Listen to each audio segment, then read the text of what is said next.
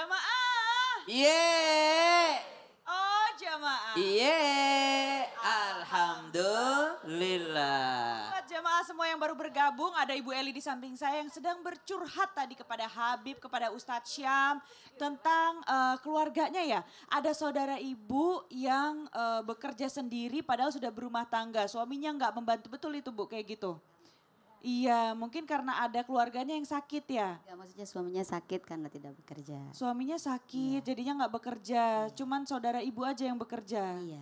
Terus anak-anaknya juga sudah berkeluarga tapi Bekerja juga cuman tidak mencukupi jadi masih dibantu juga. jadi masih minta bantuan Iya. gitu ya. Oh kalau kayak gitu bagaimana Bib? Izin Bib. Bismillahirrahmanirrahim. Allahumma salli ala sayyidina Muhammad wa ala ali sayyidina Muhammad. Ingat, ketika seorang istri memberikan nafkahnya terhadap suaminya yang suaminya lagi sakit, gak mampu untuk bekerja dan istri tersebut bekerja, maka sodakohlah yang dikeluarkan oleh istrinya terhadap suaminya. Pahala yang besar yang Allah berikan. Tapi tentunya jangan pernah mengeluh dengan keadaan yang terjadi. Karena apa? Karena ketika kalian mengeluh, kalian merasa segala sesuatunya itu berat, akan menjadi berat. Dan bahkan kalian menyalahkan Allah, maka kalian akan mendapatkan hukuman dari Allah Subhanahu wa taala. Innallaha 'inda zanni li'abdi. Anna 'inda zanni 'abdi bi. Allah berprasangka sesuai prasangka hambanya. Kata Allah apa? Aku berprasangka sesuai dengan engkau yang sangkakan. Ketika engkau berprasangka buruk kepada Allah, maka akan menjadi buruk. Tapi ketika engkau berprasangka baik, ya Allah, mungkin rezekinya dari saya. Ya Allah, mungkin rezekinya melalui saya. Bilang sama suaminya, alhamdulillah Allah kasih kita rezeki. Rezeki ini kita gunakan untuk apa? Untuk makan sehari-hari, untuk urus anak, untuk ini, itu dan lain sebagainya. Dan berharap rezeki tersebut penuh dengan keberkahan dan ridhonya Allah. Jangan mengeluh. Ketika engkau mengeluh, engkau berbahaya. Apalagi engkau menyalahkan Allah. Jangan kau putus asa, apalagi mau bunuh diri. Engkau memutus rahmatnya Allah. Karena apa? Karena orang yang bunuh diri ketika dia mati, dia loncat dari atas, maka dia dihukum oleh Allah loncat dari atas sampai ke bawah mati lagi. Loncat dari atas ke bawah lagi mati lagi. Jangan kalian seperti itu. Karena orang yang bunuh diri, la yadkhulul jannah, gak akan masuk surga karena memutuskan rahmatnya Allah Subhanahu wa taala. Oleh karena itu, berbuat baiklah, yakinlah rezeki ini engkau titipkan kepada hamba ya Allah. Semoga menjadi kebaikan dan keberkahan di dalamnya. Masya Allah Bu. Jadi bagaimana nih Bu, perasaan udah tenang? Kurang ya? Mau dari Ustadz Syam katanya. Tadi mau Ustadz Syam izin. Baik, bismillahirrahmanirrahim. Ibu kenal dekat sama orangnya? Coba pakai mic Bu, kenal dekat. Iya. Dia itu menghidupi suami dan anak-anak yang sudah bekerja ini dengan ngutang atau memang dia ada? Bekerja. Oh ada, enggak sampai ngutang. Enggak. Berarti masih ada. Kadang ya gali lubang tutup lubang. Kadangkala kita merasa ini rezeki kita, padahal memang rezekinya orang lain yang Allah titipkan kepada kita. Betul. Sejatinya kalau memberikan kepada orang lain itu jauh lebih bahagia dibandingkan menerima. Allah katakan, "Lan tanalul birra hatta tunfiqu mimma tuhibbun." Engkau tidak akan pernah mencapai kebahagiaan sebelum engkau menafkahkan, menginfakkan apa yang engkau senangi. Maka sangat aneh kalau ada iman di dalam hati ketika bantuin orang malah terasa terbebani. Aneh itu. Kalau ada iman dalam hati semakin sering bantuin orang itu semakin bahagia. Tapi kadangkala kita ini membantu dengan nafsu sehingga kalau ngebantuin keluarga sendiri kurang bahagia karena kurang dipuji. Tapi kalau ngebantuin anak yatim, acara santunan paling gede ngasihnya, bantuin orang lain, bantuin masjid segala macam, dia bahagia. Kenapa? Karena namanya disebut, karena bangga. Tapi kalau bantuin anak, bantuin suami kurang bahagia karena merasa kurang dihargai pemberiannya. Itu kalau kita mengharap penghargaan dari manusia. Maka titip nasihat buat teman ibu, harapkanlah penghargaan dari Allah Subhanahu wa taala. Nabi sudah ngingetin tuh, apa yang kau infakkan di jalan Allah, apa yang kau infakkan untuk orang-orang susah, orang miskin, dan apa yang kau infakkan untuk keluargamu, yang untuk keluargamu itulah yang berlipat ganda pahalanya. Nabi ingatkan kalau kita sedekah kepada keluarga, ini bukan sedekah lagi nih. Masya Allah, dia bantuin suaminya, dia bantuin anak-anaknya. Tapi perlu diingatkan juga buat ibu yang curhat kepada temannya ini, nasihati kepadanya. Bilang kalau memberi kepada anak jangan hanya memberi materi, tapi berikan juga nasihat. Sembari memberi nasihat, tapi bukan menyakiti hatinya. Dia sembari kasih nasihat. Nah, ibumu ini sudah tidak punya yang menafkahi. Ibu ini bekerja sendiri, kamu harus bisa kuat berdiri di atas kakimu sendiri. Jangan selalu dibawa keteknya ibu. Jangan selalu dalam tanggung jawabnya ibu. Engkau sudah menikah, engkau punya tanggung jawab. Anaknya perempuan laki-laki anaknya? Perempuan laki-laki. Perempuan laki-laki. Subhanallah, rezekinya mereka dititip sama ibunya. Cuma ibunya bukan hanya memberikan materi, tapi memberikan nasihat juga supaya apa? Supaya tidak selalu berpangku tangan kepada ibundanya. Wallahu ta'ala alam. Kita doain semoga lancar rezekinya. Amin, amin. Amin. Terima kasih Bu, tepuk tangannya dong. Terima kasih Ustadz Syam, terima kasih Bib, terima kasih Ibu, silahkan Ya. kembali duduk, maaf. Terima kasih. Iya, baik pemirsa semua di rumah kita akan denger nih ya dari Habib Abdullah. Bib, izin Bib, mau bertanya nih Bib. Kadang kan kita suka lupa ya Bib ya tentang rezeki. Kadang tuh hidayah itu juga bagian dari rezeki gak sih, kita masih diberikan ingat gitu terhadap Allah. Keimanan kita terhadap Allah. Itu bagian dari rezeki yang paling besar juga ya Bib ya? Insya Allah rezeki yang paling besar. Masya Allah. Silakan Bib, izin Baik. Bib. Assalamualaikum warahmatullahi wabarakatuh. Waalaikumsalam warahmatullahi wabarakatuh. Jamaah, oh jamaah. Alhamdulillah. Subhanaka la ilma lana illa ma 'allamtana innaka antal alimul hakim. Rabbi shrah li sadri wa yassir li wahlul 'uqdatam yafqahu. Ini para jamaah yang dirahmati oleh Allah Subhanahu wa taala, ada yang namanya hidayah. Hidayah ini adalah petunjuk ya, petunjuk yang Allah Subhanahu wa taala berikan terhadap diri kita sehingga kita mawas diri, tahu mana yang baik, mana yang buruk.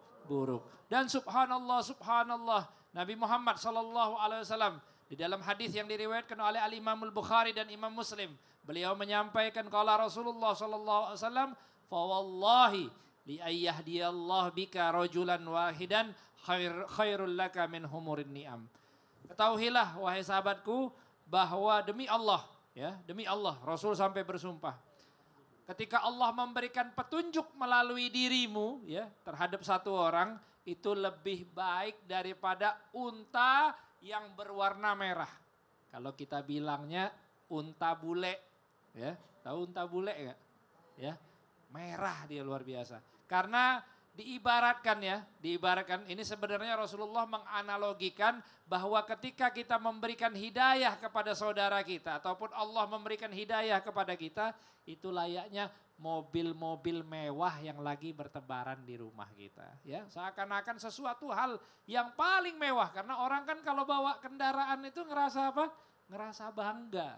Nah, mestinya kita dengan keimanan, dengan hidayah, petunjuk yang diberikan oleh Allah Subhanahu wa taala, kita bangga terhadap pemberiannya Allah Subhanahu wa taala. Bukan sombong, bukan, tapi bangga bahwa ya Allah, alhamdulillah, inilah rezeki yang teramat besar yang Kau berikan kepada kami agar kami dapat selalu beribadah kepada Allah. Dan ini salah satu anugerah yang terbesar ya, yang kadang-kadang seandainya ya nikmat ini diperlihatkan oleh Allah Subhanahu wa taala nanti ya, nanti di akhirat kelak ya, bagaimana orang-orang yang mereka yang berbuat daripada kezaliman ya, berbuat daripada kemaksiatan, nakisuru ru'usi, mereka menundukkan kepala mereka, malu, tunduk mereka semuanya. Kenapa?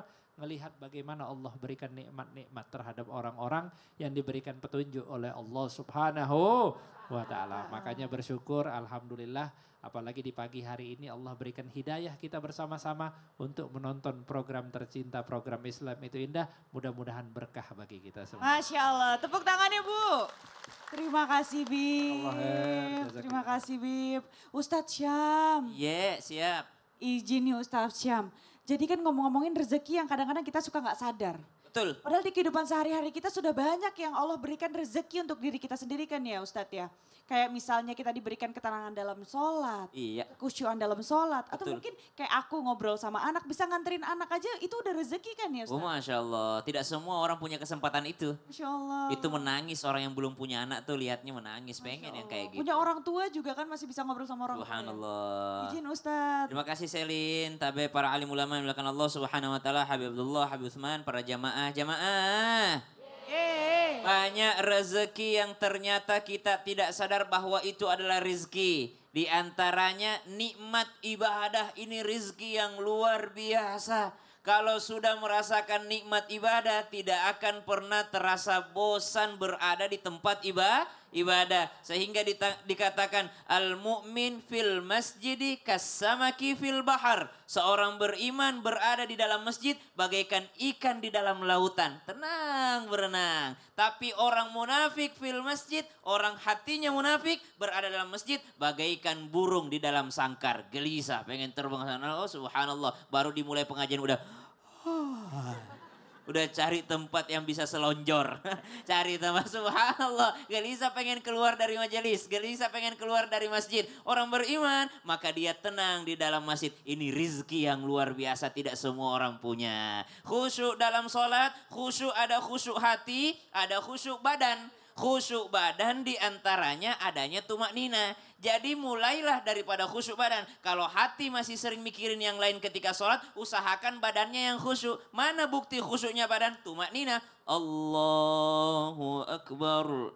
Allahu Akbar. Sempurna dulu rukuknya baru naik. Sami Allahu liman hamidah. Mungkin hatinya masih melenceng ke sana kemari. Tapi usahakan badannya udah khusyuk. Jangan. Sami Allahu Akbar. Oh, subhanallah. Ini membuktikan kurang khusyuknya badannya. Tidak adanya tumak nina di dalam sholatnya. Ngobrol sama orang tua. Oh rizki. Kalau ada di sini jamaah Islam itu indah yang sedang merawat orang tuanya di rumahnya. Bersyukurlah. Itu rizki yang luar biasa. Itu pintu surga yang masuk ke dalam rumahmu. Dan yang mana saudaramu tidak dapat. Kamu yang dapat karena kamu yang dipilih sama orang tuamu. Oh, Masya Allah. Jadi kalau misalnya masih ada di penonton semua yang di rumah masih ada orang tuanya. Atau bahkan mungkin masih serumah sama orang tuanya. Yang lagi capek ngeluh, aduh capek banget ngurusin papa mama. Gak apa-apa, capek di dunia tapi itu pahala semuanya. Masya Allah. Tepuk tangan dulu ibu-ibu semuanya. Kita masuk segmen apa lagi nih? Langsung masuk segmen apa Tat? Curhat dong Ustadz. Iya. Kami curhat. Aduh, jadi ibu mana nih Bu yang mau curhat Bu? Ibu langsung ke tengah Bu. Izin Masya ibu langsung ke Allah. tengah. Silahkan ibu. Iya, dibantu. Wah, ibunya. Wah, udah semangat banget. Ibu langsung perkenalkan dirinya, Bu. Iya, izin Habib, maju Bib. Izin Bib. Bismillahirrahmanirrahim. Dari mana, Ibu? Assalamualaikum warahmatullahi wabarakatuh. Waalaikumsalam. warahmatullahi Saya Erna dari Majelis Taklim Miftahul Falah, Bandung. Iya, tepuk tangan dulu dong semuanya. Ya, langsung saja mau curhat apa nih? Iya, curhat mengenai diri saya sendiri ya. Iya. Ya Pak Ustadz ya.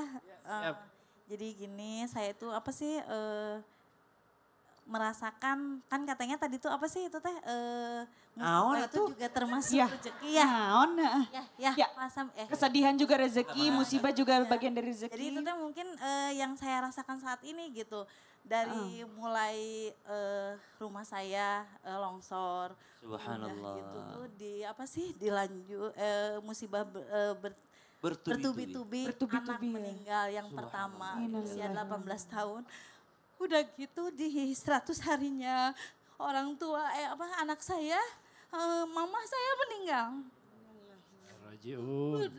Udah gitu apa sih itu teh nggak sakit nggak apa ya dok ya ya ini Ustadz ya langsung apa sih usaha yang dirasakan juga menurun gitu. Iya, iya. Kenapa sih ya Allah musibah tuh bertubi-tubi, kenapa saya merasakan kayak gini?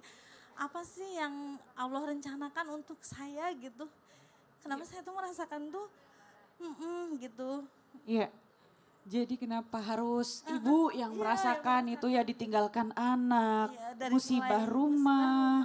anak meninggal. Subhanallah. Ini mama di 100 harinya, enggak ini pas mau tahlil 100 harinya anak gitu, mama meninggal tanpa sakit tanpa apa gitu. Izin Habib Usman. Bismillahirrahmanirrahim. Allahumma sholli ala sayyidina Muhammad wa ala ali sayyidina Muhammad. Ma asoba min musibatin illa biidznillah. Tidak ada musibah yang terjadi di muka bumi ini tanpa izin dari Allah Subhanahu wa taala. Jadi kita harus introspeksi diri. Ini apa yang terjadi? Ambil hikmahnya. Oh, ternyata orang tua saya berpulang ke rahmatullah atau anak saya berpulang ke rahmatullah. Saya tahu anak saya ini belum balik atau anak saya ini masih di usia yang remaja, nggak ada dosanya, boleh jadi ibadahnya sangat banyak, boleh jadi dia adalah ahli surga. Ya Allah, saya ini banyak dosa ya Allah. Saya ingin kembali kepadamu dengan kenikmatan yang engkau berikan di dalamnya. Sehingga saya bisa berkumpul dengan keluarga saya. Sholatnya diperbaikin, ibadahnya diperbaikin. Ingin berharap kumpul bersama di dalam surganya Allah Subhanahu wa ta'ala. Sehingga apa? Satu keluarga insya Allah masuk surga. Jadi berharap kepada Allah, Allah kembalikan dalam kebaikan dan berada di dalam kebaikan dan ambil hikmahnya. Amin. Ibu sabar ya Bu ya, subhanallah. Jadi memang yang pertama Ibu harus senang dulu karena ya Rob, ada dosa yang memang tidak bisa dihapuskan kecuali dikasih musibah sama Allah. Jadi yang pertama itu penghapus dosa bagi ibu. Saya tidak mau mengatakan ibu dosanya banyak, kita semua dosanya banyak subhanallah. Tapi ada dosa yang memang harus dikasih musibah biar dihapus sama Allah. Kemudian ibu kalau dihitung-hitung amal kita tidak bisa mencapai para sahabat. Maka Allah membuat ibu dengan musibahnya kalau ibu sabar pahalanya bisa mencapai derajat ke sana itu. Nanti insya Allah ibu bisa kumpul lagi di surga. Dunia ini memang orang sedih sementara, senang sementara, bahagia sementara. Kalau mau kekal bahagianya hanya di surganya Allah Subhanahu wa taala. Berharaplah dengan doa, Allahumma jurni fi musibati wa akhlif li khairan minha. Ya Allah berikan saya pahala atas sabarku ini, musibahku ini dan gantikan aku sesuatu yang lebih baik di surgamu nanti insyaallah. Baik, Izin. mudah-mudahan Allah Subhanahu wa taala jadikan keberkahan dalam kehidupan kita karena memang setiap musibah pasti ada kebahagiaan bagi kita semuanya. Sebagaimana yang Allah Subhanahu wa taala jadikan di dalam kehidupan Nabi Muhammad sallallahu alaihi wasallam, Allah turunkan ayat kepada Rasul sallallahu alaihi wasallam, "Nasrun minallahi wa fathun qarib wa basyiril mu'minin." Pertolongan dari Allah segera datang Bunda. Allah akan bukakan berbagai macam kebahagiaan bagi kita, kebahagiaan dunia akhirah. Dan berilah kabar bagi orang-orang yang beriman kepada Allah Subhanahu wa taala.